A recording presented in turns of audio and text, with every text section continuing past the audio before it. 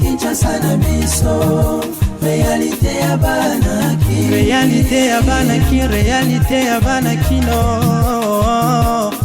Oui, malamu na édition ya KNB News ya moko na lelo nazali sengo makasi ya kobanda na bino semaine oyo po bozali ebele na monde entier bolingaka magazine Kinshasa na biso pona kopesa bino ba information mingi ya Kinshasa, surtout ya République démocratique du Congo bolingaka yango mingi biso awa na KNB tozali wana pona kosalela bino toujours pona kopesa bino ba information olandi malamu balengola na bambole kuna na chopo bitumba ezali ko continuer et sali bongo 5 morts pe ba blessés ebele na bitumba oyo ba uti ko bunda semaine oyo basi ya lisombo iko alerte angalia batu banavuka ya kusu hapa batoto baloko na Lubanga kuna na province ya Chopo bambole na balengola bitumba la bango bazali kotika te kino lelo oyo malgré ko fandisa oyo gouverneur ya Chopo afandisa ki bango pona koluka solution na tina ya des autres oyo bazali komene kuna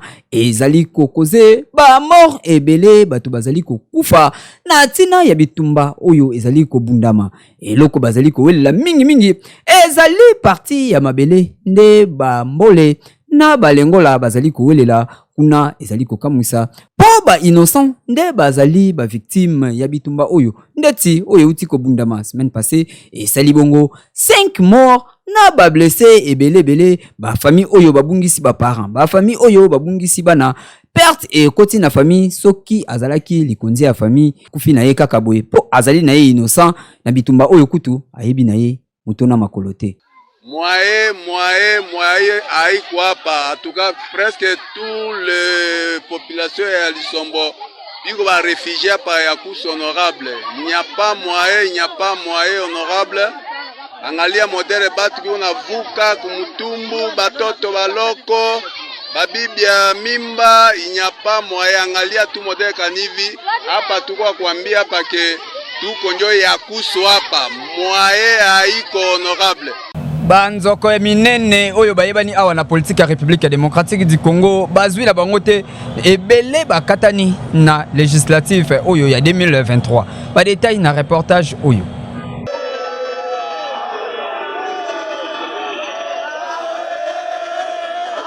Eske nali kelemba oyo e salemaki na décembre 2023 e sengelaki moto nyonso tu alia kaka topete ba candidat oyo ba uti kozwa te tango seni a publier bazali koloba misusu basali ba message oyo bazali ko regretter au président ya seni Denis Kadima nde asali ba tricage alongoli ba kombo la bango po acha ba kombo misusu eske etangamaki kaka bato nyonso tu e sengeli bazwa ndeti artiste we ranson yoka mambo bazali koloba kote na ye kuna na bazi na ye professeur Daniel Mbau kuna na bazi na ye basali des autres yango wapi kaka kote ya vandaka liboso ya ndaku na ye nde bazali ko revendiquer o bango bavotaki Daniel Mbau esengelaki ya bima kaka eske bato nyonso tu esengelaki bazwa kaka na élection oyo bato ya théâtre nyonso tu bayokaki na bango te makambo papa Mboso ayebisaki bango ke nyonso ezalaka théâtre te ata mutu moko te ya maboke ya bimi kokamwe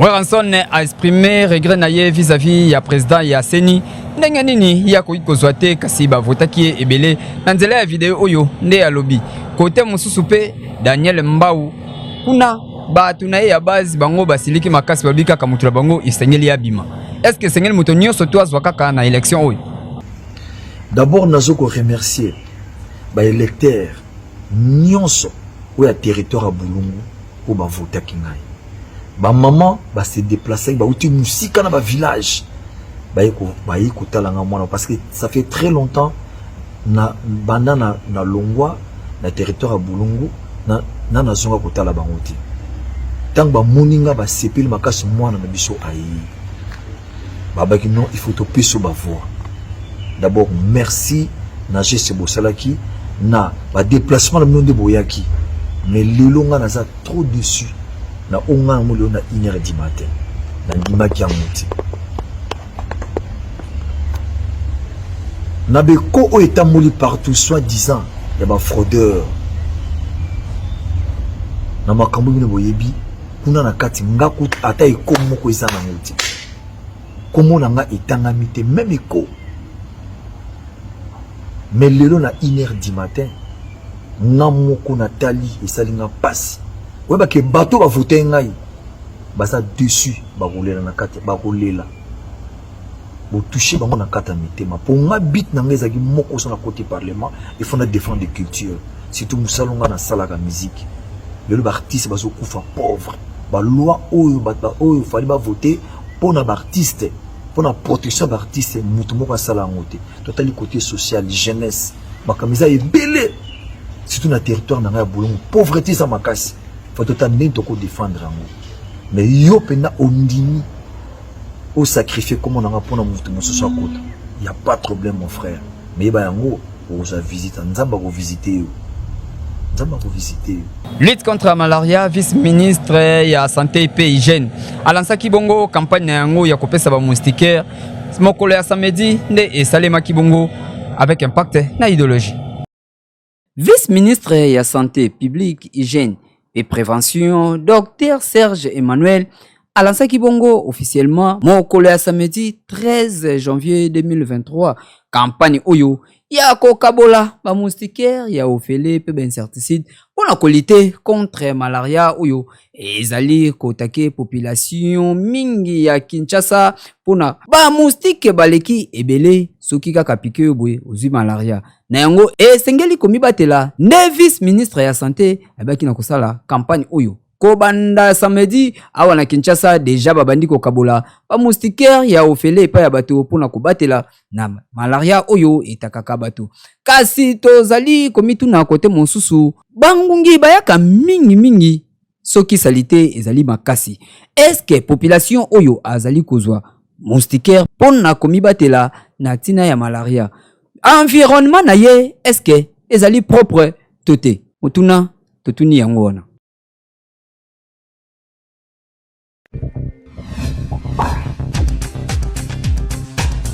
Beltesco azali ko conseil ko servir à population République démocratique du Congo na ba produit na ya kitoko.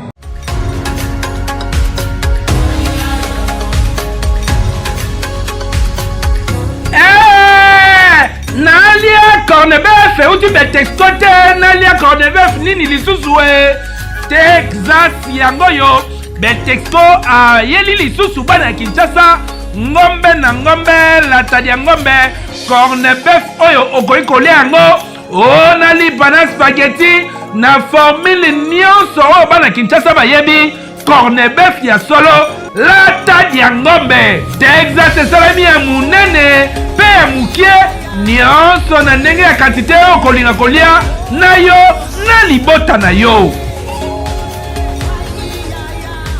Beltesco a fait opportunité malamu ya kosala joie ya kolia ngombe batia na linzanza babengi lata ya ngombe ezali ngombe na ngombe ye Texas Cornebif oyo babengi halal ezali ngombe kitoko batia na boîte nyonso ezali ba Cornebif Texas nga na benga yango lata ya ngombe na ngombe euta Brésil. Bokanisi esili tente Beltesco ayeli bino latadi ya ngombe mususu na kombo ya Oxford elengi nango deja batia matungulu na kati okosepasa lisusu eloko te musuni balambela deja bien na mundele otie kaka na sani mbala moko na loso to na spaghetti to na fufu nyonso ndenge okolinga kolia yango to na lipa ekoleka kitoko. Cornebif Oxford ezali Cornebif oyo eyebani kongo mobimba mpona nini po asa différence ezali mundele se atira oyo deja matungulu na kati yaza na matungulu na ye deja na kati yo kosala so défense mosusu te euta mboka Brésil balamba ngo kitoko okoki kochauffe yango te otie na sani aza misuni azali kobimisa yo saveur ya ngombe azali kobimisa yo odeur ya ngombe ata osokoli maboko te otamboli na balabala moto ayebi deja koleki ngombe mpona nini pote yango ezali qualité supérieure. Ya boye nanu ezala te kolia malamu biloko ya qualité surtout bacornebef oyo outi na Brésil cadeau signé Beltexco oyo azali koassure toujours sécurité ya kolia na bino kolia kitoko santé kitoko libota mobimba elengi na elengi ekeyo oui oui oui oui. Ekamusi bato ebele ndenge nini Abraham Piana oyo azali mwana ya JB Piana akende koloba ete ayebi kofite bakinwa bolobi nini? Là, vraiment, là, je connais pas. C'est pas vrai. Vraiment, je connais pas. Et comme si batu ebele ndenge mwana ya JB Piana ayebi lisusu elongi ya profiter tandis que ba image na ye ba kinwa ndenge ba message na bango ba bimisi ba image na ya kala. C'est normal parce que Kofi akoli makasi. Mwana ya JB ayebaki etant azalaki jeune mais ndenge akoli bongo atiki pe suki bizarre akomi ko tia plante yango moni ke mwana ya JB alors reconnaîtra qui était mais en réalité mon JB ayebi na ye ndeko Kofi mais na image ya kala yango moni esali moi esali na ko esali buzz na réseaux sociaux ba tususu ba bengi mwana wana azali impoli mais ça faute na yete hein Olympia na ezali faute na yote ezaka ke yo ozaki na image ya grand-père ya kala et ça génération ça fait longtemps ayebi Kofi Olomide la musique c'est toute une légende donc Arobuzang a jamais commencé à Kofi Olomide. Bon, moi je dirais que à Salon Lanko, c'est tant que la moins artiste, Kofi Olomide c'est un grand artiste pour notre pays. De moi à cause d'un coup pour profiter. Donc Salon Lanko, parce que même moi mon cabota même Kofi Olomide actuellement. Donc étant moi un artiste et moi un grand artiste en Mokao, Arozang a jamais quoi Kofi Olomide. Bana loko bana ba JB ayebi ki na artiste Kofi azaloko la mutoto benga maître ya mambo rumba na biso awa na Congo. Donc à salelika ki bo mwana nde salié eza moi difficile pour mututu na micho akomi na mpanza fali na micho mututu akomi na mpanza fali po ayebi yesuki alobi mabe afali fali ko fina po fali aza likolo batutu bakomi kaka bongo donc awanga ni Kofi. Bon nga pena koloba mutema mabe c'est trop dur mais yemo ka yebi pourquoi alobi bongo parce que musicalement mutunyo sozovo na mboka ayebi Kofi parce que asali ba nzembo o ebeti makasi et du coup même azaki parmi ba grand artiste neti papa na ye JB pendenga azalaka et Kofi pa azalaka bongo ye moko alobi yango donc nakoki kokota na opinion na ete mais je ne pense pas que akoki kozanga koyeba ye.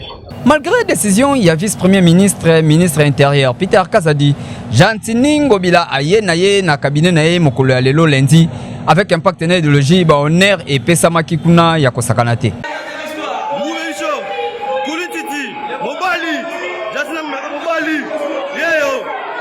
Ezali ko kamwisa makasi malgré décision, il y a vice-premier ministre, ministre intérieur, sécurité et affaires coutumières.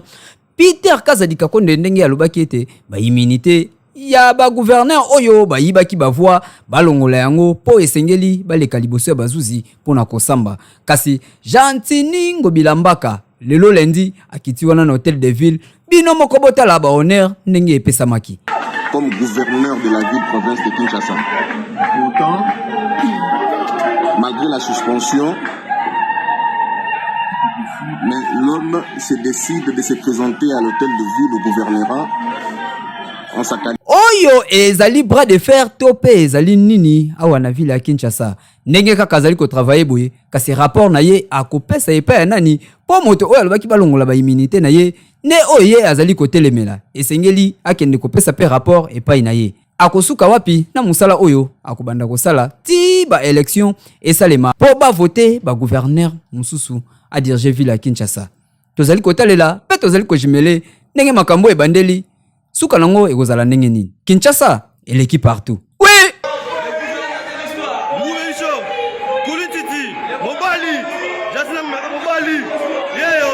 Le 15 janvier 1990 nde artiste musicien Pongo Love aibaki na kokufa kotika mokili oyo biso na KNB to sayeli bino elema oyo. De son vrai nom Alfred Pongo Landu oyo azali chanteuse congolaise abotama le 27 août 1956 kuna na boma oyo akufaki le 15 janvier 1990 awa na Kinshasa.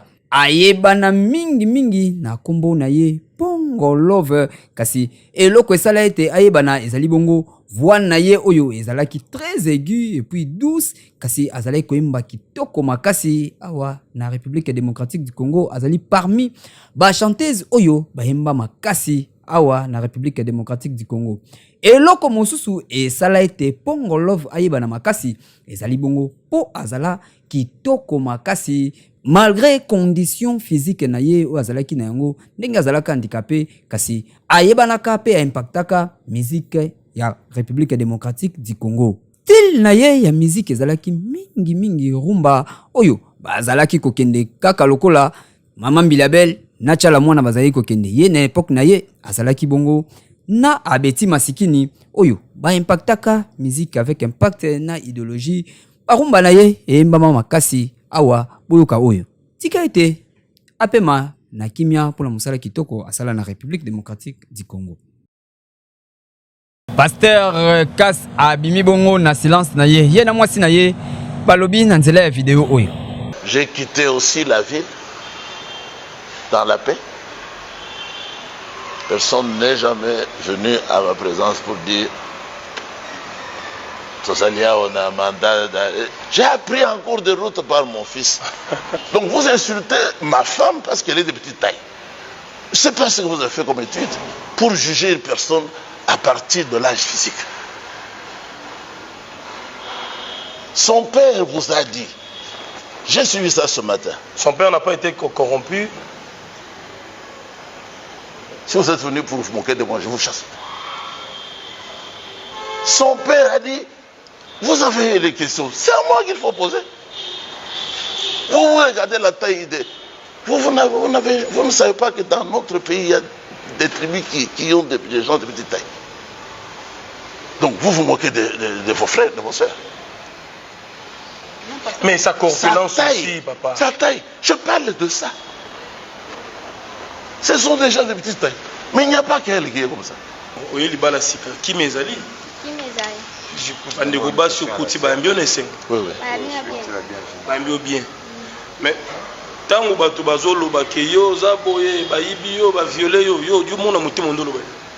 Bon, force à l'ingati. Bon, là, mon frère dit, mais il y a d'accord. On ne soit pas au bas de bien monté. Vous en êtes à l'aise, hein? Vous en êtes à l'aise. Voilà, merci beaucoup.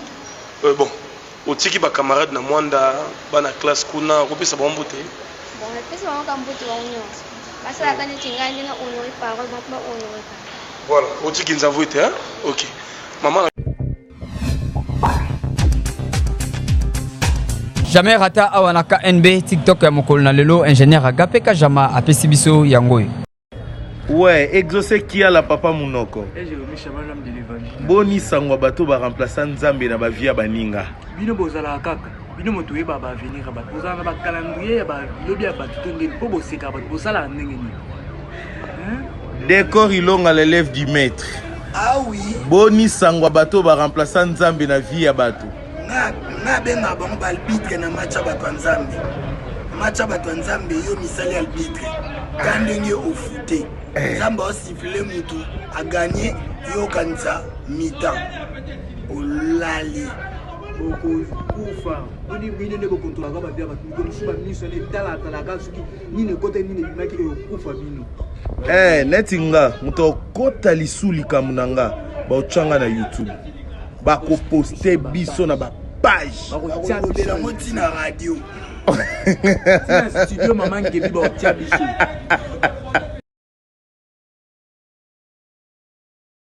Merci pour bozala kebele ya kolanda édition KNB News. Ya mukona lelo nazaki na sengo makasi ya ko présenter bino édition ya KNB News ya mukona lelo pone bozali bele na monde entier olingaka Kinshasa na biso. Awa soki ozali na posa oyeba na promotion ya ba activité na yo to pe anniversaire na yo benga biso kaka na numéro oyo tokolobela activité na yo avec impact na idéologie monde entier koyeba yo. Tokutani bongo lobby.